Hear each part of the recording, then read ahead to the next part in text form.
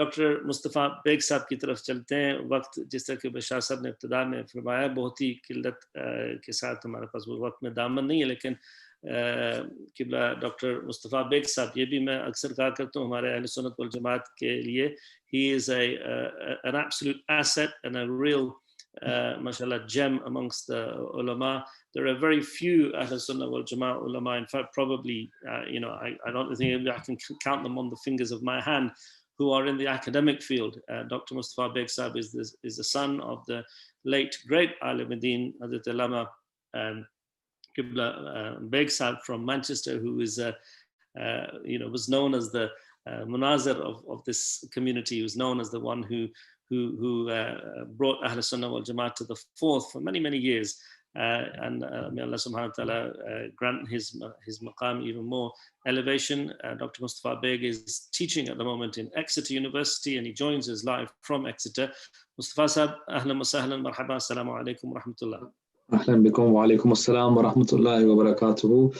I'd like to thank you, not only a fine scholar and a very eloquent speaker, but a dear elder brother as well, Hazrat Maulana Irfan Chishti Sahib, for giving me the privilege actually to do a summary of a speech of one of the great scholars of our time, and a person who is a beautiful flower from the lineage of the Prophet's family, Hujjatul Islam, Haqiq Islam, Allama Sayyid Zahid Hussain Shah Sahib Rizvi, and the honor is double for me because he's also my teacher. So it's actually a privilege for me to be given the opportunity to summarize some of his words. And indeed, in the Darul Ulum and the Madrasa, we've been doing that for a long time anyway. We have to summarize his words and make sure we know them. So it's sabak and class as usual for me to do this.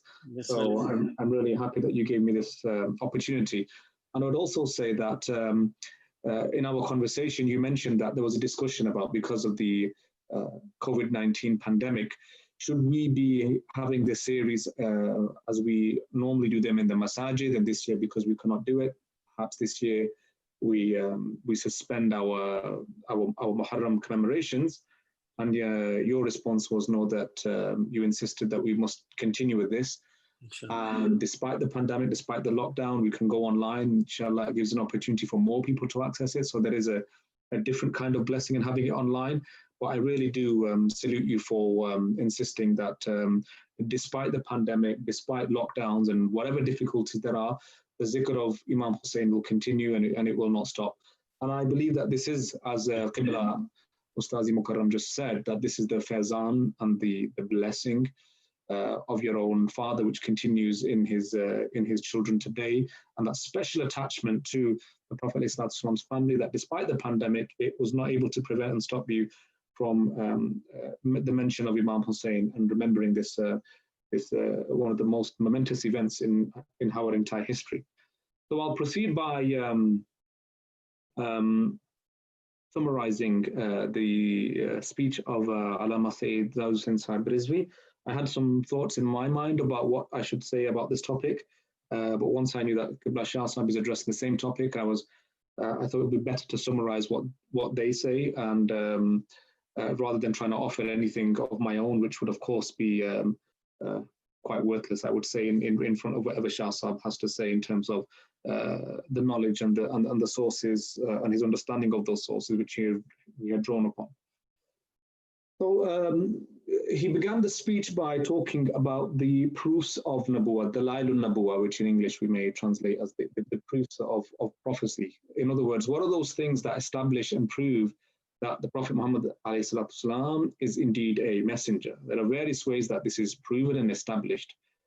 So how do you present this to non-believers of the time or of today? Indeed, I think the lessons of Karbala to prove the Prophet's messengerhood are even applicable today, but especially at that time as well.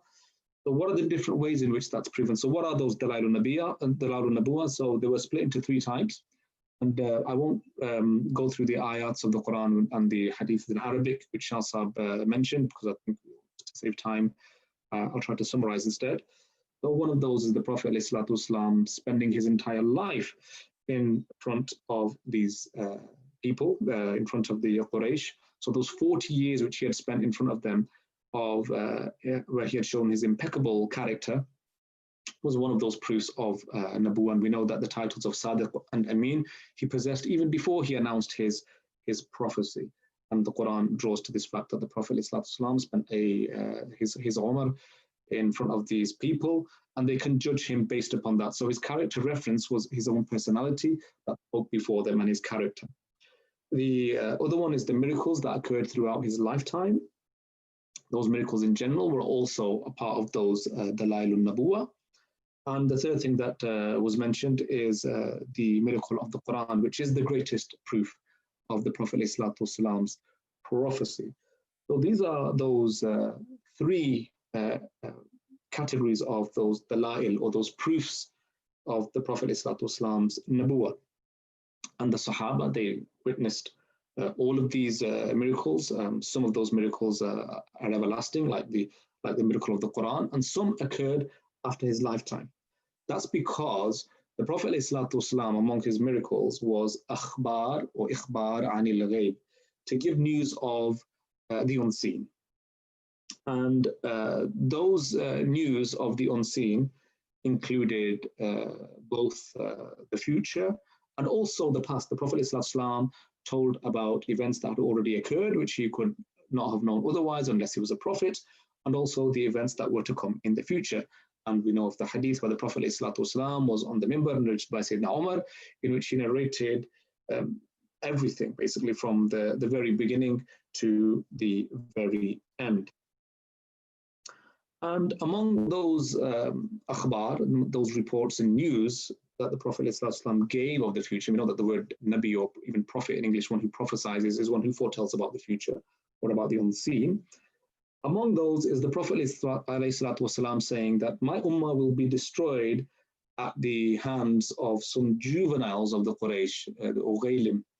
And Ughaylim basically is the diminutive for ghulam, meaning immature boys or young boys, and I've translated this as juveniles.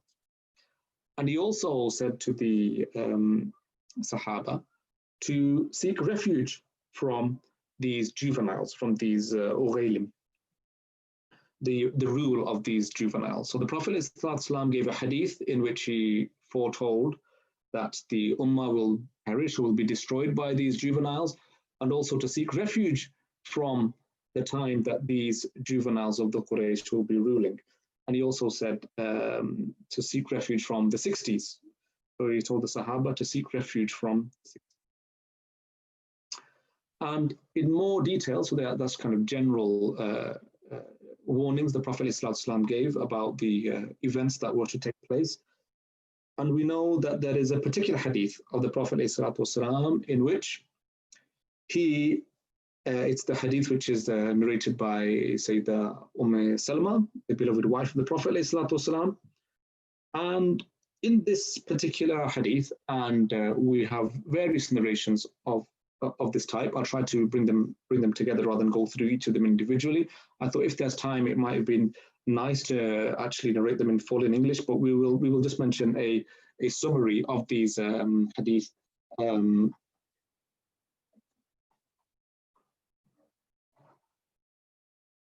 So just mention a summary of them, which is that one day the Prophet ﷺ was playing with his beloved son, Imam Hussain, radiallahu ta'ala anhu, and Jibreel ﷺ visited him and asked him, said, "Do you love your son Hussain?"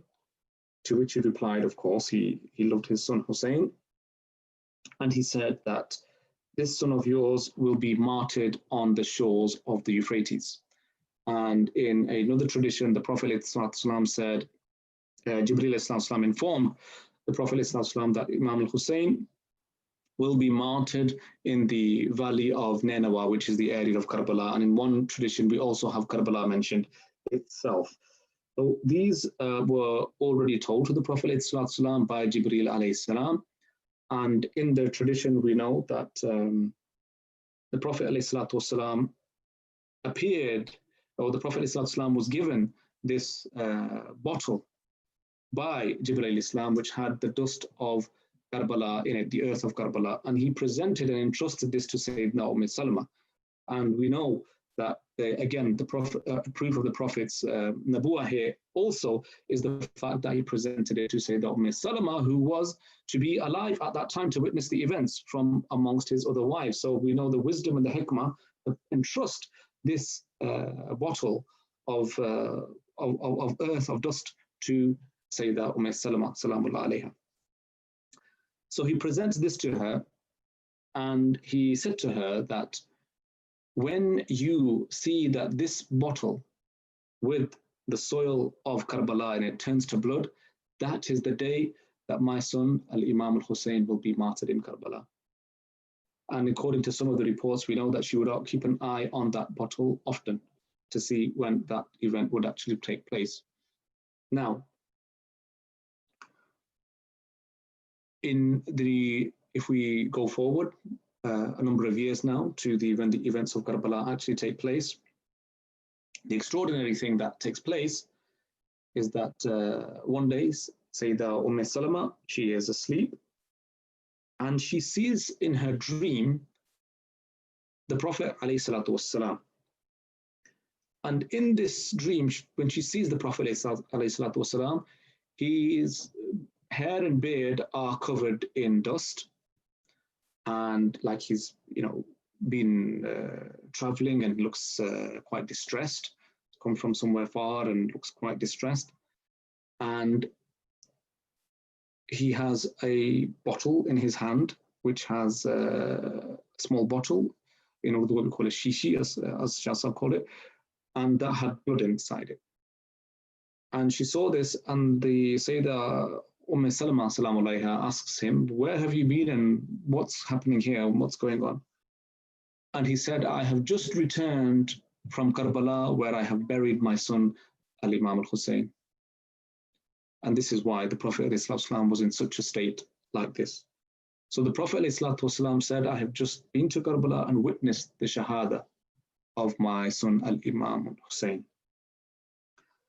And upon seeing the dream, Sayyidah Salama wakes up and she rushes towards the bottle to see, and she sees that the earth that was in that bottle, which the Prophet ﷺ had entrusted her with, had now turned to blood. And she realized then that this is the reason why the Prophet ﷺ gave this bottle to me, what Jibreel ﷺ had told him, what he himself had told Sayyidah Salama and others, that Imam Hussain would be slaughtered on the plains of Karbala when that bottle would turn, when the contents of that bottle would turn to blood. And that is indeed what happened. And we also know that Sayyidina Abdullah ibn Abbas also saw a dream, and we won't go into the detail of that.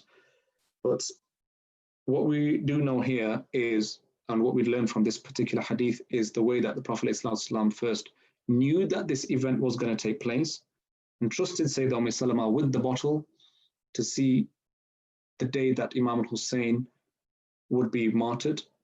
And the Prophet ﷺ himself returned to Sayyidah Salama in her dream to tell her that the events had just happened now. So if we look at the events of Karbala, it is surrounded and full and packed with miracles of the Prophet ﷺ. So the way that we see Imam Hussain event of Karbala and the martyrdom is not just a matter of history that concerns, or a tragic event in our history that concerns the Prophet ﷺ's beloved son, grandson, but we know the Prophet referred to him as his own son. But in actual fact, it is a miracle, or it contains and is attached to the miracles of the Prophet ﷺ. And one of the important points to mention here, and you should have already gathered this, is that the events of Karbala are not a historical matter only. And what I mean by history here is a matter of historiography. In other words, the way that we learn about the events of Karbala are not from the books of history. That's what I mean by history. Of course, it's a historical event. But we know that in Islamic epistemology, and when we evaluate the sources of any given event or any given instruction, order, or when we want to draw any kind of lessons in which we derive our Islamic teachings from, then we have different categories. We have the Quran, we have the Sunnah, and then we have things that I mentioned in history as well. So there are different genres, of course, and we shouldn't just think of Karbala as something that is narrated in the chronicles of history, but in fact, it is part of the Sunnah of the Prophet ﷺ. It is part of his seerah, and it is part of those miracles where he told events of the future. And in fact, not only did he tell about those events, he returned the Prophet ﷺ in the dream of Sayyidina Salama and Sayyidina Abdullah ibn Abbas to actually confirm and speak of those events. So that's very important to mention, that it is part of the Sunnah, not just history. So when we talk about historiography, or how we know what we do in the study of history, a great point, I think, what we can draw from today is that the significance and the importance of Karbala is such that this is part of the Sunnah and the seerah of the Prophet ﷺ. It's not to be just considered an event that took place after his life. Adding to that, the Prophet ﷺ told the exact details of the event, and in fact, the precise location. So what does that tell you about the knowledge of the Prophet ﷺ? When you have these discussions about the knowledge of the Prophet ﷺ, how vast was it? What did he know? And you have certain debates and contentions around this.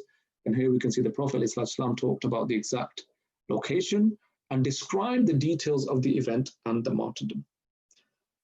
What we also established from this is that to be sad, or in Urdu Arabic, say to have a gham, to have remorse and to feel sadness around the events of Karbala is also from the Sunnah. So to feel sad is not just a mere emotion. You can prove it through emotions or psychology. That reason dictates that when an event happens to the most beloved of Allah subhanahu wa ta'ala and our most beloved, the Prophet ﷺ, then we would mourn and we would be sad. But the Prophet ﷺ, we know from the explicit Sunnah that he himself was sad, distressed, and upset.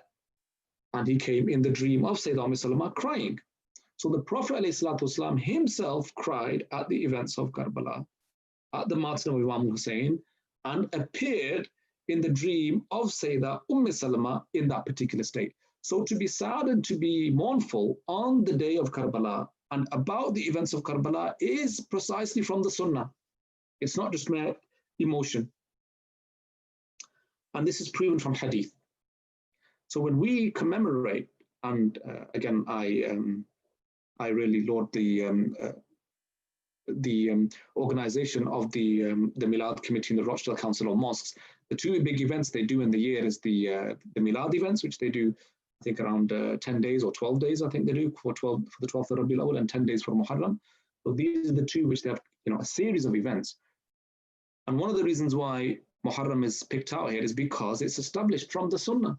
So if anybody argues with you and says, why are you commemorating and remembering and mentioning the events of Karbala? Is this an innovation? Is this a bid'ah? I say, no, this is from the Sunnah, and we can prove it from these ahadith. But the Prophet ﷺ himself remembered and remorsed when this happened. Okay. So we gathered from the talk that the events of Karbala are established from a higher source than history, but are established from the hadith. So it's not proven from just hadith, it's actually from hadith and from the Sunnah. And it proves the nabuwwah of the Prophet ﷺ. Why? Because the Prophet ﷺ, as we said, had foretold the events himself. And those events, when they happened, they turned out in the way that the Prophet ﷺ had described. So because of the fact that the Prophet not only foretold them, but that they turned out in the way that he foretold, and the Prophet ﷺ came in the dream of Salama to confirm what he had already told her, and placed this bottle in her hand because he knew that she would be alive to witness the contents of that bottle turn to blood. This proves the nabuwwah of the Prophet ﷺ because it happened exactly as he had foretold. And those that were alive to see that, the Iman was of course already established, but further their Iman was affirmed by the events of Karbala. So the events of Karbala are an Iman strengthening events. Those events are Iman strengthening for us believers because it establishes what the Prophet ﷺ had already foretold. And that's why when we have these lessons about Karbala, we have these series, I mean, the number of lessons that we can draw from Karbala are infinite. And one of those lessons, the Prophet, alayhi salatu wasalam, when he foretold it, is very clear that we know that which side is justice, which side is the haqq, which side there is adl, and on which side there is dhulm. We know where to find the adl, the justice in this as well. We'll come back to that at the end because we just have a couple of minutes left. There was also a short point about getting the historical record straight, because we know that Qibla Shah Sahib is not, he's a scholar, but his approach to Islamic studies and the teaching of Islam, and that's been the way that he has taught us as well, has always been an academic one and a fair one. So he has said in this, often in Karbala events, in commemorations, and they will often say that it was the Shia that martyred Imam Hussain. So for the sake of fairness and accuracy, he pointed out that the shortcomings of making such a statement and saying those letters that were sent to Imam Hussain to persuade him to come to Kufa were written by the Shia, who were treacherous and betrayed him. But Qibla Shah Sahib pointed out there were 4 Sahaba amongst those people writing those letters who had invited Imam Hussain to come to Kufa. So people sometimes ask me, like, where did you get your kind of open-mindedness, critical thinking and objectivity from? Was it from the university? I say no. Before that, it's from my own teacher, Qibla Shah Sahib, because he's always been objective and fair-minded, despite whatever allegiances we have ourselves. And of course, we are all Ahlul Sunnah wal Jama'at, but we are Ahlul Sunnah wal Jama'at because it's the haqq, it's the truthful way in Islam. But we all should always be fair and not lose our sense of objectivity. Shah Sahib also mentioned about the fact that the progeny of Prophet ﷺ, so if we just look at some of the legacy now, moving on to this, I know you have some more sessions about the aftermath and the legacy of Karbala, where he talked about, despite having 15 sons, the legacy of Yazid did no longer remained, and the fact that the Prophet ﷺ's children had been, or his lineage had continued through his daughter Sayyidah Fatima. We know this from the hadith. His lineage would continue through, his progeny would continue through Sayyidah Fatima. In the world today and throughout history, we know that the Prophet ﷺ's family and lineage contributed hugely to the spread and the services of Islam. We don't need to give examples of that, there are plenty. But the first and foremost example of that after the Prophet ﷺ are the events of Karbala themselves that we all know too well about. So Shah Sahib wanted to mention here that this event is not down to some letters from, again, this was a really brilliant point, and again, kind of opens our eyes up to become more objective. The events of Karbala are not down to letters sent by Kufa or from anybody else. In fact, the reason why Imam Hussain went out, and I mean, it wasn't for the, of course, for the purposes of power, or even for the purpose of fighting. We know that. But Imam Hussain left from Medina to Mecca and then made the journey out. Why? Because this is what the Prophet ﷺ had instructed him. And when he was told not to leave, he said, I don't have a choice in this.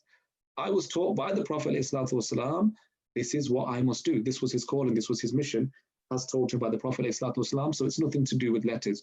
And again, drawing ourselves away from history, we sometimes can get bound up in historical events or trying to look at the politics behind this kind of stuff, especially with those people today with, looking at so much of the media, watching so much news and politics. We often analyze things or overanalyze them in political ways and then losing our track of our faith and not understanding that faith is the central aspect to the events of Karbala. And that's why Imam Hussain went out, because this was a matter of faith and Iman, why he did this. And this was the lesson taught to him by his beloved grandfather. Let's just finish with this, again, the background to the events of Karbala. Try to just summarize here now in 1 minute. Do not begin just some days before Karbala or some years before it. I mean, we can go in lots of details about the Umayyad and the Hashimis and so on, but we won't do that at the moment. But they go back, in fact, to Sayyidina Ismail alayhi salam, and the instruction that Ibrahim alayhi salam was given to slaughter and sacrifice his own son, Sayyidina Ismail, and Allama Iqbal alludes to that in his verse, Allah Allah by Bismillah Bidar. We won't again go into the details here. So the sacrifice of Imam Hussain is actually a conclusion of that which began in Mina with Ibrahim alayhi salam and Ismail alayhi salam. And I would finish with this, that I was actually asked, I was having a discussion with an Arab friend, and I'm glad that Qibla Shah Sahib said the same thing here. about, you know, that he used a phrase which was quite discomforting for me about the fact that, well, he used it about Imam al-Hassan, actually, to be fair, and saying that, you know, in the end, Imam al-Hassan kind of lost. And then we got drawn out into quite a long discussion, and then we got on to Imam Hussain. I said, you know, our view of Karbala, and I would like to leave this message for everybody, that although Imam Hussain was martyred, and the events of Karbala resulted in that tragic and really, really heartbreaking, heart-shattering event of Karbala, which pains us all, we know that what Allama Iqbal said, that in the Qatl Hussain mein, Asal mein marge Yazid hai. So the actual murder or the death of Hussain, or the murder of Hussain, is actually the death of Yazid. Islam zinda hota hai har Karbala ke baad. Islam is revived, is raised alive after every Karbala. And this is, I think Allama Sayyid Zaid Shah Sahab ended with something very beautiful, that today we must see who we are with. Are we with those people who wish to revive Islam in the way that Islam was revived with Karbala? Imam Hussain did not lose, he was not defeated. In fact, he saved Islam by sacrificing himself, although as we know by the traits and character of Yazid, what would have happened? So are we on the side of Imam Hussain and those people that wish to revive, be part of the Ihya of Islam, or be in the face or embody the character of Yazid? And Imam Sayyid Zaid Shah Sahab, Allama Sahab, said that the way that you want to express this and show this is by your character. If you want to show that you are a Hussaini and that you are with Imam Hussain, then embody and express the character and the virtues of Imam Hussain. And on the other hand, if anybody expresses or carries that character of Yazid, which is of evil, of injustice, then that person will be with Yazid. But if you want to embody the characteristics of Imam Hussain, we know what all those characteristics are, and beyond anything that we can actually describe. But this was at its essence a battle between good and evil, between justice and injustice. And we pray that may Allah subhanahu wa ta'ala always keep us on the side of justice, and the side of justice is the side of Imam al-Hussain. وَمَا عَلَيْنَا إِلَى الْبَلَاغُ.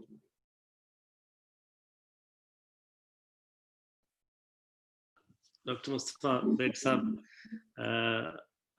I'm going to say this, मैं ये अल्फाज जसारत से करूँगा कि अल्हम्दुलिल्लाह आपने अपने उस्ताद मोहतरम और हमारे अजीम बुजुर्ग आलिम दीन हज़रत अल्लामा पीर ज़ाहिद हसन शाह साहब की जो गुफ्तगू है, उनके अल्फाजों को इस तरह निचोड़ कर बयान करना किसी यानी आसान काम नहीं है। आपने बहुत खूबसूरत बयान किया। खुलासा क़िबला शाह साहब, आपको भी फिर दोबारा यानी शुक्रिया अर्ज़ करते हैं। और डॉक्टर साहब आपका, I'm sure I just wanted to comment just briefly on, as you said, the way that Qibla Shah Sahab presented it today. I've been listening to these bayans about Aqa Hussain and Karbala since I was a little child, and I'm sure you have as well. And I can honestly say that this aspect of forgetting the politics, the actual reason why Sayyidina Imam Hussain was martyred was because it was a hukum, it was a command of the Prophet ﷺ. He stated it. तो ये नुक्ता हज़रत क़िबला शाह साहब माशाल्लाह मैंने आज आप ही से सुना है, और अल्हम्दुलिल्लाह hundreds हज़ारों लोग इंशाल्लाह इससे मुस्तफ़ीद होंगे। ये सब सियासत की जो जंगें हम लड़ते हैं, आपने बहुत ही खूबसूरत अंदाज में इसको निचोड़ कर बयान किया। क़िबला शाह साहब, आखिर में आपसे मुअद्दबाना गुजारिश है फिर हम सब के लिए दुआ करें, बिलखुसूस जितने भी हमारे साथी हैं। ये अल्हम्दुलिल्लाह गुलदस्ता सिर्फ मेरी ही काविश नहीं, आपने बहुत ही हौसला अफजाई दी मुझे, लेकिन अल्हम्दुलिल्लाह आप जानते हैं कि क़िबला बजी हुजूर ने तमाम मसाजिद अहले सुन्नत को इकट्ठा करके ये प्लेटफॉर्म रोस्टर मिलाद कमेटी एक बनाया, जिसमें अल्हम्दुलिल्लाह मिलाद शरीफ का भी दुम के साथ हम बनाते हैं, और फिर ये भी अहम मौका मुहर्रम अल-हराम का 10 दिन का मगरिब का टाइम बिल्कुल यहाँ पर करीब हुआ चाह रहा है। तो मैं आखिर में आपसे मुअद्दबाना गुजारिश करूँगा कि हम सब के लिए दुआ फरमाएं। अल्लाहुम्मा सल्लि अला सय्यिदिना मौलाना मुहम्मदिन व अला आलि सय्यिदिना मौलाना मुहम्मदिन व बारिक वसल्लम सल्लि अलैहि। ऐ बारी ताला अपने हबीब हबीब सल्लल्लाहु अलैहि वसल्लम के सदक़े में हमारी इस मुख्तसर सी महफिल को अपनी बारगाह में दर्जा कबूली अता फरमा। मौला ताला जिन हज़रात ने इसका इत्माम किया, जिस हैसियत से भी इसके अंदर शिरकत की, सुनने में, सुनाने में, बयान करने में, मौला ताला सब के دینوی اور دنیاوی مقاصد میں کامیاب و کامران فرما۔ مولا تعالیٰ اس محفل پاک کو مزید برکتوں سے نواز، اور جن لوگوں نے اس کا اہتمام کیا مولا تعالیٰ ان کو اجر جزیل سے معروم نہ فرما، اپنے حبیب صدقے میں دین و دنیا میں انہیں سرخرو فرما۔ اور مولا تعالیٰ اپنے صدقے مولانا منیر الزمان صاحب رحمۃ اللہ تعالیٰ علیہ، ہمارے عظیم ساتھی حضرت علامہ احمد صاحب بیگ صاحب رحمۃ اللہ علیہ، جتنے بھی ہمارے ساتھی ہم سے جدا ہوئے سب کو اپنے جوارے کو اس میں جگہ عطا فرما۔ مولا تعالیٰ جتنے معاونین حضرات ہیں سب کے دینی مقاصد کو پورا فرما، اسلام کے ساتھ وابستگی عطا فرما، اسلام کے ساتھ زندگی عطا فرما، اور بوقت رخصت مولا تعالیٰ دولت ایمان سے ہمیں اس دنیا سے رخصت فرما، قیامت کے دن حضور کی شفاعت نصیب فرما، اور مولا تعالیٰ امت مسلمان کو اتحاد اور اتفاق کی دولت سے مالا مال فرما۔ مولا تعالیٰ ہمارا پاکستان جن مشکلات میں شکار ہے اپنے حبیب کے صدقے وہ تیرے نام پر بنائے۔ مولا تعالیٰ پاکستان کو کامیاب و کامران فرما، جہاں بھی مسلمان آباد ہیں پاکستان میں، بیرون پاکستان میں جہاں بھی ہیں سب کی خیر و عافیت فرما، سب کی عزت آبرو کی حفاظت فرما، مال و جان کی حفاظت فرما، دین و ایمان کی حفاظت فرما۔ وصلی اللہ تعالی علی خیر خلقہ محمد وآلہ وصحبہ اجمعین برحمتک یا ارحم الراحمین۔ لا الہ الا اللہ محمد۔ آمین۔